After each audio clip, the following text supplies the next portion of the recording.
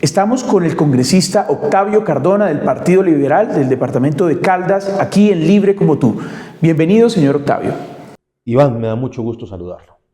Gracias por participar en este espacio de estas entrevistas que estamos haciendo en el Uno como Tú, este espacio de entrevistas que se llama Libre como Tú y que estamos siempre sondeando a personas que desde distintas posiciones, desde distintos liderazgos, están aportando a la construcción de país. Señor Cardona, cuéntenos sobre su perfil, sobre usted que viene del departamento del Caldas, un poco para presentarles a nuestros espectadores quién es el representante a la Cámara por el Partido Liberal, Octavio Cardona. Iván, Octavio Cardona es un hombre nacido en Manizales, en una vereda que se llama La Cabaña. Soy un hombre de origen campesino y eso me llena de orgullo por una razón, porque me recuerda cuál es el compromiso que tengo con este país y que tengo con mi tierra. Un hombre que después del campo se hace abogado, concejal de Manizales, personero de Manizales, subgerente de la industria licorera de Caldas, funcionario de la Secretaría de Gobierno, profesor de la Universidad Nacional de Colombia, alcalde de Manizales durante 4 años y hoy, por bendición de Dios, representante de la Cámara en nombre del Partido Liberal. Sobre esta labor en la Cámara, sabemos que está usted muy inmerso en varios temas que están alineados con la coyuntura nacional. Uno de ellos, por ejemplo, el tema del control político sobre la situación en torno al Nevado del Ruiz. Cuéntenos, ¿en qué va esto y cuál ha sido su papel en esta discusión? Bueno, la gente cree que lo del Nevado del Ruiz es solo una noticia con la que se abren titulares de noticieros, pero olvidan que en 1985 fueron 25.000 los muertos con la tragedia de Armero, Lérida, Guayabal, Chinchiná, Villa María, Palestina. Es decir, que efectivamente hubo afectaciones a la vida humana. Hoy, todos los estudiosos vienen diciendo de manera sistemática que la problemática del Nevado es alta y que la posibilidad de una erupción es igualmente alta.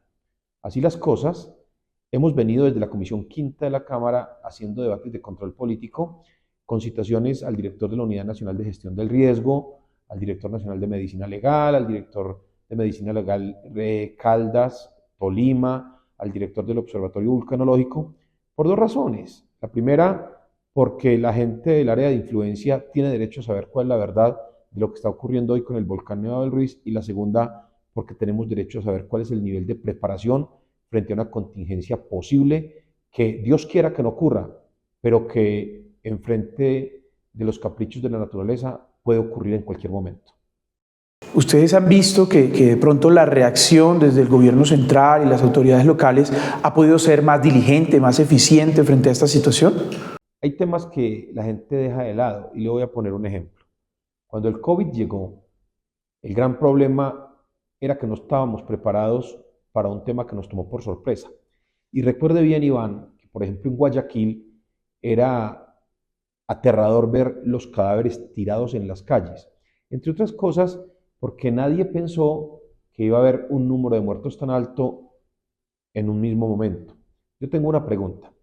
Si tuviéramos una erupción del volcán Nevado del Ruiz hoy, el Instituto Nacional de Medicina Legal tiene morgues alternas en el área de influencia, me refiero concretamente a Murillo, Líbano, Manizales, Villa María, Chinchiná, Palestina, Lérida. Tiene el Instituto Nacional de Medicina Legal hoy camillas auxiliares para atención de necropsias.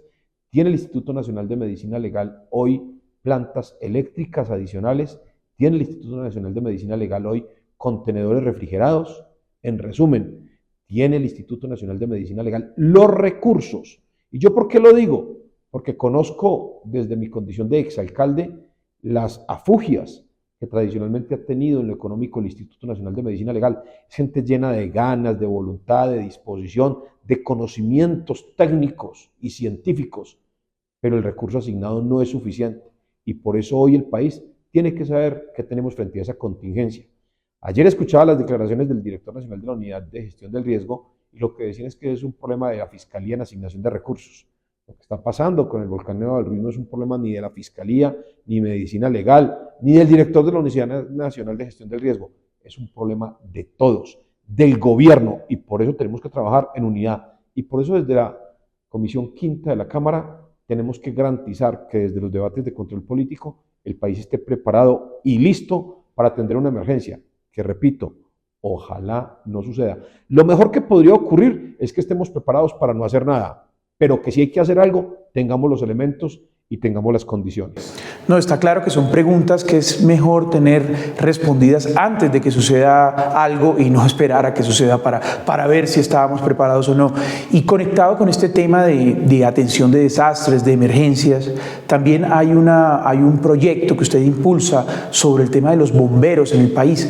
Cuéntenos en detalle cuál es la preocupación en torno a la fuerza bomberil para atender incendios en Colombia. Muy al lugar la pregunta, Iván, y digo que es muy al lugar porque justamente estos días fue noticia que los cuerpos de bomberos de toda el área de influencia manifestaron no tener preparación ni capacidad técnica de reacción frente a los eventuales resultados de una catástrofe o de una erupción. Mire, hoy tenemos un proyecto de ley en el Congreso de la República y la razón es simple. En Colombia tenemos 1.123 municipios, pero aunque parezca increíble, más de 300 municipios de Colombia no tienen cuerpos de bomberos. Los cuerpos de bomberos en Colombia se clasifican en tres modalidades: los aeronáuticos con destinación específica y exclusiva a los aeropuertos, los oficiales, de los cuales en Colombia hay solo 40, y los voluntarios, que son cerca de 750 para un total de 800 cuerpos de bomberos en un país que tiene 1.123 municipios. En resumen, más de 300 municipios no tienen quien los atienda. Lo más grave es que muchísimos de los cuerpos de bomberos voluntarios en Colombia funcionan vendiendo tamales, empanadas, rifas y con poncheras. No me digan a mí que en este país los bomberos viven de la caridad pública cuando son los primeros respondientes en las emergencias, en las inundaciones, cuando una quebrada o un río pues se sale de curso, en los incendios, en los terremotos, y no tienen hoy cómo funcionar. Datos que son aterradores. Muchísimos cuerpos de bomberos en Colombia tienen máquinas con más de 50 años. Explíqueme usted a mí por qué un bus o una buseta tiene que salir de funcionamiento después de 20 años por inseguridad, porque 20 años ya es mucho para transportar gente. Pero un carro de bomberos con 50 años sigue siendo el único para apagar un incendio en un municipio. Dos, muchos tienen vehículos con más de 50 años que no tienen SOAT, matrícula, revisión técnico-mecánica ni seguro de responsabilidad civil extracontractual. 3. Muchos funcionan en edificaciones vetustas, donde en cualquier momento los que hay que atender es a los bomberos porque se les va a caer la edificación. 4. Muchos no tienen equipos, herramientas, maquinaria. Por ejemplo, cuando un vehículo se accidenta, a veces la única forma de sacar a los ocupantes es con unos equipos mecánicos que rompen la lata y abren en dos. Eso no lo conocen en la mayoría de los cuerpos de bomberos del país. 3. Hay cuerpos de bomberos oficiales en Colombia con una sola unidad bomberil y otros con 3. Si son 3 y uno está en vacaciones y otro contesta el teléfono, hay uno que es el que maneja el carro y apaga el incendio. Es decir, la situación de los cuerpos de bomberos es lamentable, pero la respuesta es por una razón. Porque en Colombia los bomberos funcionan con una cosa que se llama la sobretasa bomberil, que puede pagarse con cargo a el impuesto de delineación urbana, el impuesto predial, el impuesto de industria y comercio. ¿Y qué ocurre? Hablemos del caso de Manizales. En Manizales hay cerca de 150.000 inmuebles, y cuando usted habla de inmuebles habla de fincas, lotes, casas, apartamentos, locales, inmuebles públicos, pero solo hay 17.000 comerciantes y ya se cobra la sobretasa bomberil contra los comerciantes. Es decir, 17.000 comerciantes. El que vende una cerveza paga sobretasa bomberil, pero el que tiene una casa de 5.000 millones no la paga. Y cuando usted llama a bomberos, en bomberos no le dicen usted qué vende, sino que le dicen dónde tengo que ir. Por eso, y lo justo es que se amplíe la base de recaudo para que sea con cargo al impuesto predial. No, un panorama desolador el que nos deja ver esta situación y sin duda la fuerza de bomberos es algo, ese tipo de cosas que uno no sabe que le hace falta hasta que la necesita, y sería grave que llegue a suceder una situación donde esto quede en evidencia. Quiero pasar a otro tema que usted también está abanderando, que me parece importante mencionar, y es el tema de la carne libre de deforestación. Pues, sobre esto ha habido preocupaciones sobre cómo las cadenas de comercio pueden garantizar que la carne no está involucrada en estos temas. Cuéntenos sobre esta iniciativa y qué es lo que se busca. Cuando se habla de carne libre de deforestación, que es una iniciativa del representante Juan Carlos Lozada, a mí me correspondió ser el ponente de esa iniciativa, es decir, el que la tiene que defender. Y estoy completamente de acuerdo con el proyecto. No puede suceder que hoy en Colombia sigan algunos bellacos atrevidos acabando con todas las áreas de protección en la Macarena, en el Chiribiquete, especialmente en la zona de los llanos orientales, invadiendo parques nacionales para meter ganado. ¿Por qué? Porque como es gente que no tiene que comprar la tierra, simplemente pueden vender carne a cualquier precio. Pero esa carne es la que hoy ya no quieren recibir en los mercados internacionales cuando se hace exportación, justamente porque ese ha sido el detonante para la gran afectación de toda la Amazonía brasilera.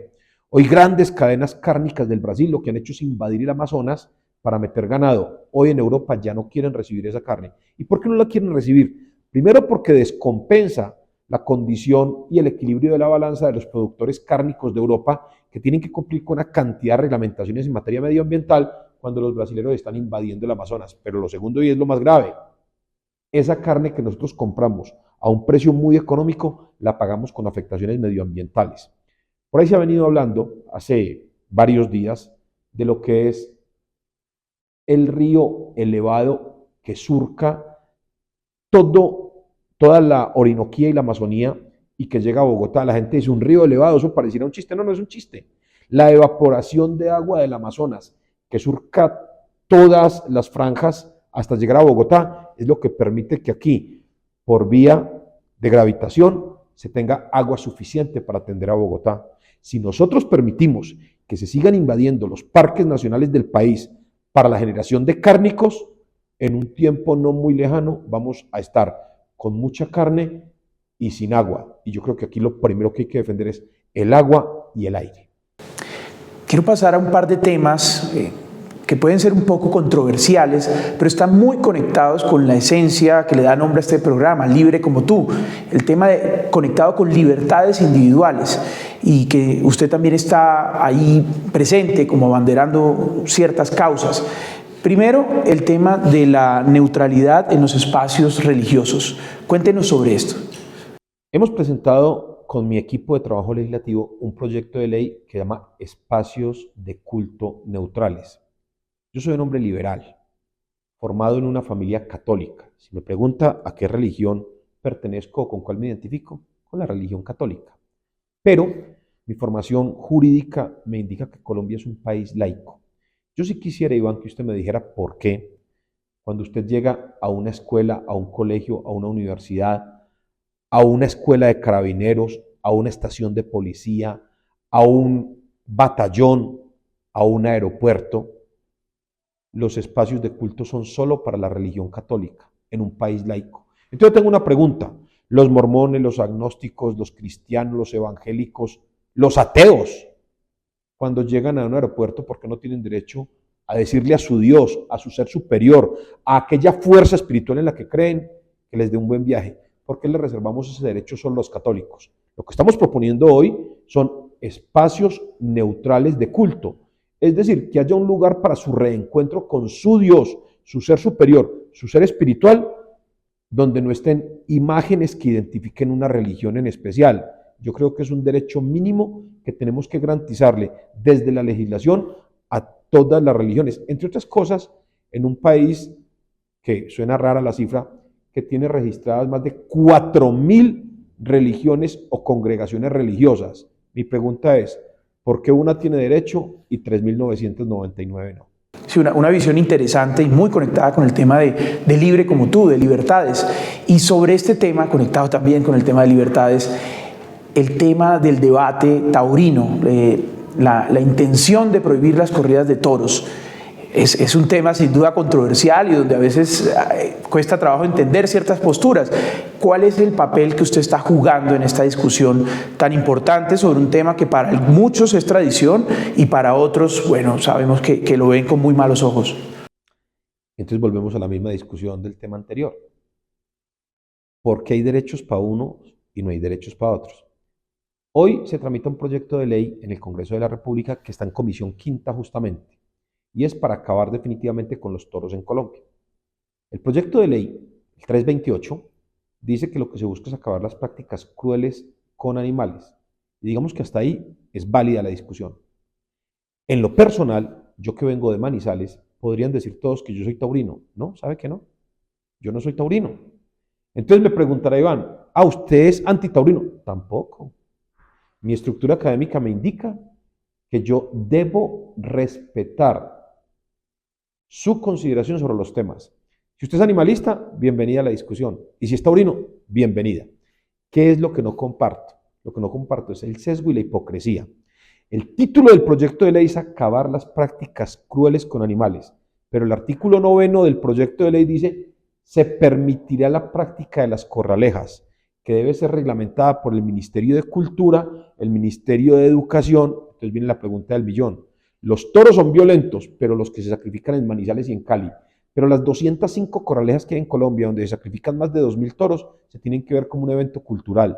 Yo no puedo compartir que en Colombia tengamos un ejercicio de hipocresía donde le digamos a los animalistas, tranquilos que 50 toros que van a Manizales y a Cali no se vuelven a morir porque los vamos a salvar, pero vamos a elevar a la condición de evento cultural las 205 corralejas que hay en Colombia y ustedes se quedan callados. Yo no comparto eso. Como no comparto tampoco que dentro del mismo debate se diga si acaban las prácticas crueles con toros, pero los gallos se convierten a partir de ahora en una actividad rentística, monopolio de juego de suerte de azabar que será controlado por Coljuegos. Digámosle la verdad al país, aquí no se está haciendo ningún ejercicio de defensa de derechos animales, sino que están acabando solo los toros, pero se están enalteciendo las costumbres culturales de las corralejas y se están elevando la categoría de juegos de suerte de azar los gallos. Mi posición, ¿cuál ha sido? O acaban todo o respetan todo, pero aquí no pueden haber colombianos con mejor derecho como los de las corralejas y con peor derecho como los de los toros. Digámosle la verdad al país y ahí sí votemos. Si eso es controversial, Iván, sí, yo creo que de eso se trata el ejercicio del Congreso. Sí, es un debate en el que sin duda se incurren en posiciones contradictorias, que es lo que nos está contando. Quiero cerrar hablando del contexto, el ambiente político que hay en el Congreso frente a unas reformas muy ambiciosas que está impulsando el gobierno nacional. En particular, hay una gran discusión sobre la reforma a la salud, pero no es la única que está en este momento en discusión. Cuéntenos usted cómo ve el ambiente y cuál es su posición frente a estos temas que digamos, pueden definir el rumbo del país desde distintos aspectos. Yo tendría que decir que el ambiente, para llamarlo de una manera simplista, es un poco de tensión. Y digo de tensión porque hay dos sectores.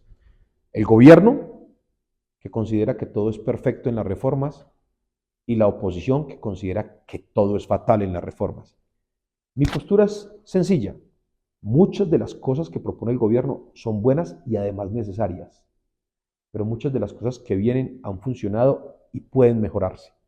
En resumen, yo creo que hoy como nunca se necesita no tomar una postura manzanilla, cuidado, no debe verse así. Hoy lo que se necesita es tomar todas las cosas buenas que han funcionado a través del tiempo y mejorarlas con las propuestas del gobierno. Yo no me declaro dentro de las corrientes de pensamiento que consideran, proponen o plantean que al gobierno hay que decirle que no a todo lo que proponga, pero tampoco creo que al gobierno haya que decirle que sí a todo lo que plantea. Yo lo que tengo que decirle al gobierno, con el gran respeto que le tengo a todos los funcionarios que representan al doctor Gustavo Petro y a su gobierno, es que tiene que ampliarse la base de diálogo, que hay que escuchar a los que están al otro lado. Y a los que están al otro lado lo que tengo que decirles es, no crean que desde el Congreso vamos a acompañar todas las posturas que buscan desnaturalizar y deslegitimar el gobierno, porque de eso no se trata la democracia. La democracia se trata de construir conjuntamente las respuestas oportunas que el ciudadano quiere. Esto no es una pelea de vencedores y vencidos. Esto es una co-construcción colectiva de las respuestas eficientes que el ciudadano sueña. Muchas gracias, congresista Octavio Cardona, por su participación en Libre como tú, un espacio de entrevistas como tú en el Canal 1 y sin duda nos deja varios puntos para la discusión sobre unos temas que están ahí sobre la mesa en el escenario nacional.